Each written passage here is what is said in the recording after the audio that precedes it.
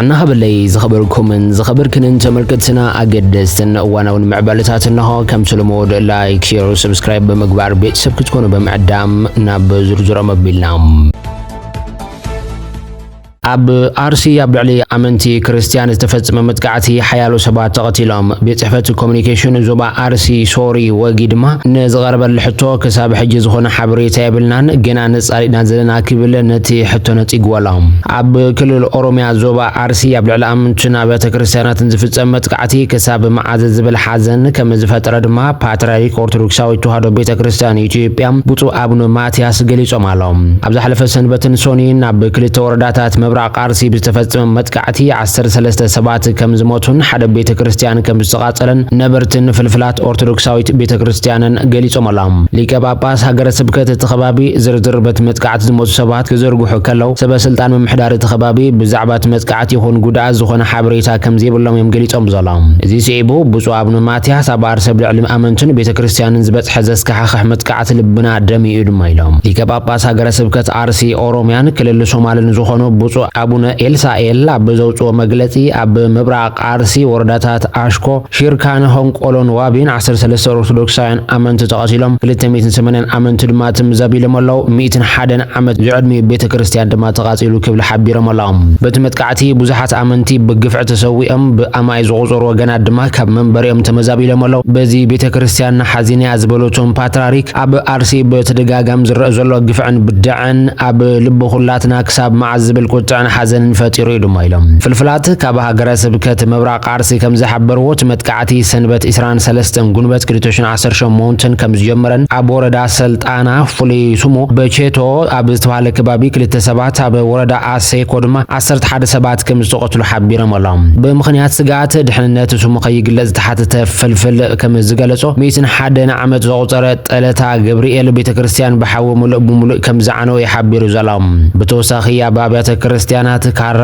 ኮፍታና መድኃኒ ዓለም ዝምታ ከም ዝተፈጸመን በመግላጽ ኣመንቲ ነቲ ጽላት ሒዞም ከም ዝሃደሙን ኣባይቶም እውን ከም ዝተቃጸሉን ገሊጾም ዳይ መጥቃዕቲ ዝኾኑ ነበርቲ ሃይማኖቶም እናተፈለየ ኣባይቶም ይቃጸል ንብረቶምን ጥሪቶምን ተዘሚቱ ይክብሉ ገሊጾም ኣሎም ካልእ ሓበሬታ ዝሃበ ሓላፊ እታ ከባቢ ቤተ ክርስቲያን ዕጡቕ ዝነበረ ሓው በቲ መጥቃዕቲ ከም ዝተቐትለን በመግላጽ ቤተ ክርስቲያን ጠለታ ገብርኤል ካብ ሕጊ ታቦት ወጻኢ ሙሉእ ብሙሉእ ዓንያ ክብል ገሊጾም ከምኡውን በጉንበት 23 2018 ብዝተፈጸመ መጥቃዕቲ ውሱን ጉዳት በጽሒዎ ዝነበረ ቤተ ክርስቲያን ኮፍቴና መድኃኒ ዓለም በጽባሒቱ ሙሉእ ብሙሉእ ከም ዝተቃጸለ እቲ ፍልፍል ሓቢሮሎም እቶም ግዳያት ነበርቲ ወረዳ አሶኮ ምዃኖም ዝገልጽ እቲ ፍልፍል 200 ሰባት ድማ ካብ መንበሪኦም ከም ዝተመዛበሉ ይሓቢሮም ሓላፊ ቤት ጽሕፈት ኮሙኒኬሽን ዞባ አርሲ ሶሪ ወጊ ትማል ሶሉስን ዝቐርበሉ ሕቶ ክሳብ ሕጂ ዝኾነ ዓይነት ሓበሬታ የብልናን ገና ነጻሪና ዘለና ዝብል ምላሽ ሂቦም በቲ መጥቃዕቲ ካብ ዝተፈጸመሎም ከባብታት ሓደ ዝኾነ ማሓዳሪ ወረዳ ሆንቆሎ ዋቤ ሓሰን መሐመድ ብዛዕባ እቲ ሰብ ዝተቐትለሉን ንብረት ዝዓነወሉን ፍጻመ ዝኾነ ሓበሬታ የብልናን ኢሎም ዋና ከያደ ስራሕ ሃገረ ስብከት ምብራቃዊ አርሲ ሊቀ ትጉሃን ቀሺ ከፍ ያለው ስንቁጤ ኣብቲ ከባቢ ቁሩብ ዘይምስና ያለው በመባል መጥቃዕቲ ከም ዝተፈጸመን ገሊጹም ብሶኒ 24 ጉንበት 2018 ናብ ዝተፈላለዩ ከባብታት እቲ ዞባ መረፃ ከም ዝተኻየደን በመዘኻኸር ኣብዞም ከባብታት ዝካየድ ዘሎ ሓደ ሕዳዊ ምቅታል እቲ መረፃ ንምዝራግ ዲ ወይስ ብኻለ ምኽንያት ከም ዘይፍለጥ ይገሊጾም እቲ ዋና ከያደ ስራሕ ወሲኹ መጥቃዕቲ በምንታይ ምኽንያት በመን ከም ዝተፈጸመን ክዛረብ ከም ዘይኽእል ይሓቢሮም ሓይልታት ጸጥታን መርማሪ ጉጅለን በሶሎስ 25 ጉንበት 2018 ናብቲ ከባቢ ተዋፊሮም ከም ዝነበሩን እቲ ኩነታት ከም ዝተረጋገን ድማ ወሲኹ ገሊጾም በቲ መጥቃዕቲ ዝሞቱ በዝሒ ሰባት ብዝምልከት ዝተፈላለዩ ሓበሬታ ይወጽእ ስለ ዘሎ ክጻረውን ሓቲሶሎም ኣመንቲ ኦርቶዶክሳውያን ክርስቲያን ዕላማ ተደጋጋሚ መጥቃዕቲ ምዃኖም ካብ በመግላጽ ተወሳኺ ካብቲ መጥቃዕቲ ንምክልኻል ዝፈተኑ ነበርቲ ካልኦት እምነታት እውን ከም ዝተቐትሉ ይገልጾም ኣብ መፋረቕ ወርሒ ጥቅምቲ ኣብቲ ከባቢ ዝተፈጸመ መጥቃዕቲ 25 ሰባት ድሕሪ ምማቶም ቅዱስ ሲኖዶስ ኦርቶዶክሳዊት ተዋህዶ ቤተ ክርስቲያን ኢትዮጵያ ኣብ ልዕሊ ኣመንታ እናገደደ ዝኸይድ ዘሎ መጥቃዕቲ ደው ክብልን መንግስቲ መሰል ህይወት ዜጋታት ከኽብርን እዩ ጻውዒት ቀሪቡሉ ዘሎም ሕብረት ኤውሮጳ ድማ ንመረፃ ኢትዮጵያ ብሓጎስ ተቐቢሎም ልኡኽ ሕብረት ኤውሮጳ በኢትዮጵያ ናብ አዲስ አበባ ዝርከቡ ኤምባሲታት ኣባል ሃገራትን ሕብረት ኤውሮጳን ሻውዓይ ሓፈሻዊ መረፃ ምክያድ ብሓጎስ ብምቕባል ኣብቶም መረፃ ዘይተኻየደሎም ናቁጣታት እውን መስርሕ ድምፂ ምሃብ ክካየድ ጠሊቦም ልኡኽ ሕብረት ኤውሮጳ ትማል ረቡዕ ኣብ ዘውፅኦ ሓበራዊ መግለፂ እቲ ብሶኒ ኣብ ዝተኻየደ መረፃ እንተላይ ነቶም ኣብ ዝተጎድኡ ከባብታት ዝርከቦም መረፅቲ ድምፆም ንኽህቡ ዕድል ክፈጥር ተስፋ ከም ዘሎ ገሊፆም። እዚ ሓበራዊ መግለፂ ካብ ጀርመንን ፈረንሳይ ዝኣምሰሉ ዝመስላ ሃገራት ሕብረት ኤውሮጳ ዝመጹ ከም ዝኾነ እውን ካብ ሕብረት ኤውሮጳ ወጻኢ ዝኾነ ሃገራት ካናዳ፣ ኖርዌይ፣ ስዊዘርላንድ ዝተወከሉ ዲፕሎማስያታት ልኡኻት ዘውጽእዎ ኮይኑ ኩሎም ንመስርሕ መረጻ ደገፎም ኣስሚዖም ኣለዉ። እቶም ልኡኻት ወሲኾም ሃገራዊ ቦርድ መረጻ፣ ሰበስልጣን መረጻ፣ ፖለቲካዊ ውድባት፣ ሕጹያትን ተዋሳእትን ሲቪል ማሕበራትን ዝገብሩ ኣበርክቶን ንዕዲሎም ንግዲ ዓለም ለኸን ተዓዘብቲ ዘመስገኑ ሕብረት ኤውሮጳን መሻርክቱን ኣበርክቶ ሕብረት ኣፍሪቃ ብመንጎ መንግስታት በዓል መዚ ልምዓትን ኢጋድ ኣፍልጦ ብምሃብ ናይ መወዳእታ ገምገማዊ ጸብጻባቶም ብሃንቀውታ ከም ዝጽበዩ ገሊጾም ኩሎም እቶም ገና ድምጾም ዝሃቡ ናይ መረጻ ነቑጣታት እንትኾነ ንኽሳተፉ ዕድል ክወሃቦም ከም ዘለዎን ጽውዕ ተሓበራዊ መግለጺ ንኹሉ ዝሓቁፍ ተኣማንነት ዘለዎን መስርሕ ምርጫ ክካየድ ከም ዝግባእ ተሓሳሲቦም ብዘይ መረጻ ንዝሓለፈ 35 ዓመታት ስልጣን ሃገር ገቢቱ ዝርከብ መንግስቲ ኣስመራ ብግዱ ነቲ ኢትዮጵያ ብመሰረት ሕገ መንግስቲ ሃገር ተካይዱ ዘላ ምርጫ ከዋርድን ብናይ ኣሽከዕላል ቃላት ክወርዝን ምፍታኑ ኣብ ብዙሓት ኣግራሞት ፈጢሩሎም ኣለዉ ካብ ዝበሃሉ ውልቀ መለኽቲ ስርዓታት ኣፍሪቃ ብግብናቱ ኣብ ቅድሚት ካብ ዝስራዕ መንግስቲ ኤርትራ ኣብ ታሪኹ ርእይዎ ኣብ ዘይፈለጥ ውርደት ደርቢዩ ዋጋ ነጻነትን ዕጫ ህዝብን ሞትን ስደትን ፈሪዱ ከብቃዕ ብኢትዮጵያ ዝካየድ ዘሎ ምርጫ ንማለቱን ንምምሳልን ንምትካልን ዝግበር ሰልፊ ብልጽግና ብዓብዪ ድምፂ ዝዕወተሉ ፍሹል ድራማ እዩ ክብሎ ምፍታኑ መንግስቲ ኤርትራ ደመኛት ሃገር ምዃኑ ዘንጸባርቕ ገይርዎሎም ኣብ 1997 ህዝቢ ኤርትራ ብምሉእ ድምፂ ዝተቐበሉ ሃገራዊ ቅዋም ንዘይምትግባር ኮነ ኢሉ ምስ ኢትዮጵያ ደማዊ ኩናት ዝወልዕ መንግስቲ ኤርትራ ንዝሓለፈ ልዕሊ 25 ዓመታት ህዝቢ ኤርትራ ከም ኩሎም ልኡላውያን ህዝብታት ዓለም ናብ ዕብየትን ብልጽግናን ንኸይሰጋገር ብናይ ሰላማዊ ኩናት ኩነታት ኣሲሩ ውልቀ መልካዊ ስርዓት ኣብ ምህናፅ መጽንሑ ዝፍለጥ ኮይኑ እዚ ተሓታትነት ልዕልና ሕጊ ዜጋዊ ክብረትን መስእልን ዘይብላ ሃገር ዝሰረተ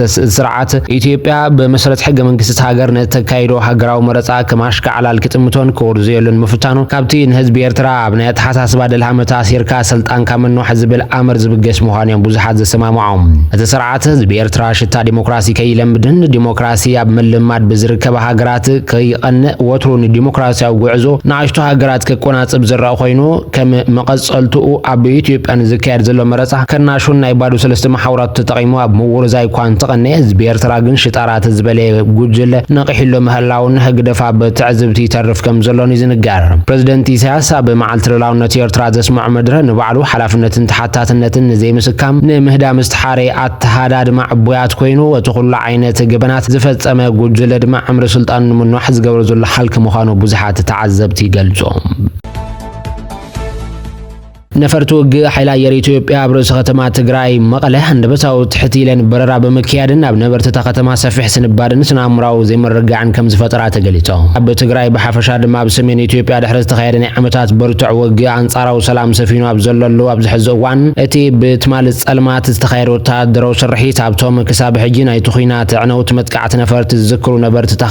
ከተማ መቐለ ዘየድሊ ሕማቕ ተዘክሮ ዝፈጠረ ኮይኑ ኣብ መድረኻት ማሕበራዊ መራኸብታት ድማ መዘራረበ ርእስቲ ኮይኑሎም እዚ ሃንደበታዊ ፍጻመ ብመንጽር ናይ ዝእዋን ስትራቴጂካውን ፖለቲካውን ኩነታት ክምርመር ከሎ እዚ ስርሒት ኣብ መንጎ ወተሃደራውያን ሓይልታት ትግራይን ኤርትራን ኣብ ዶብ ሓድሽ ምርድዳእ ምስ ተበጽሐ ድሕሪ ሓደ መዓልቲ ምፍጻሙ እቲ ጉዳይ ዝያዳ ስልታዊ ገይርዎ ዘሎ ብዙሓት ተንተንቲ ከም ዝብልዎ ድማ ማእኸላይ መንግስቲ ብለይቲ ዝገብሮ በረራ ኣብቲ ዞባ ንዝካየድ ሓድሽ ወተሃደራውን ዲፕሎማስያዊ ንጥፈታት ምላሽ ንምሃብን ሕጂ እውን ልዕልና ኣየር ዘለዎ ኮይኑ ከም ዝስምዖ ንምግላእ ዝዓለመ ስትራቴጂካዊ መልእኽቲ ክኸውን ይኽእል ይብል ተዓዘብቲ እዮም እቲ በረራ ስሩዕ ልምምድ ይኹን ፍሉይ ናይ ጸጥታ ተልእኮ ብዘየገድስ ኣብ ናይ አንጻራዊ ኩነታት ሰላም ንዝርከብ ህዝቢ ግና ስነኣእምራዊ ጸቕጢ ከይፈጥረሉ ዓብዪ ጥንቃቐ ክግበር እዮም ዝጠልቡ ዘለዉ ኣሜሪካ ኣብ ልዕሊ ጉጅለታትን ኣዘዝ ሰራዊትን ኮንጎ ገዳምቢራ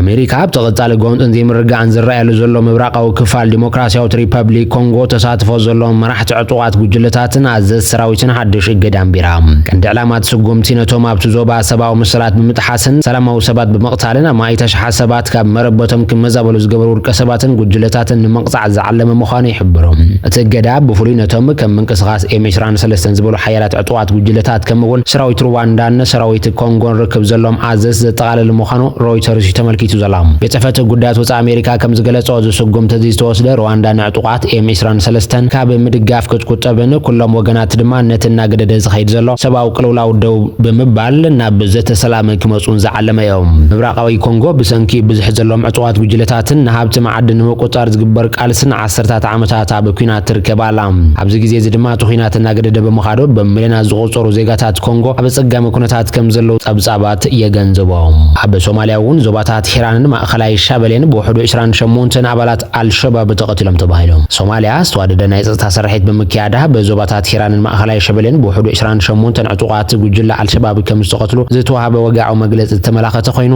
ኣብ ሂራን ካብ ዝተኻየደ ሰራሒት ኣየር ካብ ዝተቀትሉ ሓደ ላዕለዋይ ፈጻሚ ግብረ ሽበራ ዝኾነ ዓብዱራህማን ዓብዲ ሙዳሊ ብዝርከቦም 5 ኣባላት ተቀትሎም ኣሎም ኤጀንሲ ሃገራዊ ሰላያን ጸጥታን ሶማሊያ ወይ ድማ ኒሳ ሙዳሊ ኣብ ምውዳብን ምዕጣቅን ግብረ ሽበራን መጥቃዕቲ ኣብቲ ዞባ ጃላላክሲን ብቐጥታ ይሳተፍ ምንባሩ ይገልጾም እቲ ትካል ከም ዝሓበሮ ተሰራሒት ካብ ከተማ ማሳጅድ ካሊ ጋዱድን ንደቡብ ኣስታ 3 ኪሎ ሜትር ርሒቁ ኣብ ዝርከብ ኣስታ 70 ኣሸበርቲ ዝተፈላለዩ ኣጽዋር ተዓጢቆም ኣብ ማእኸላይ ሻበሌ ጸጥታን ምዝራግ ዝዓለመ ንጥፈታት ኣዳልዮም ከም ዘሎ ዝገልጽ ሰላያዊ ሓበሬታ ምስ ተዘርግሐ እዩ እዚ መጥቃዕቲ ፈኒዎ ዘሎም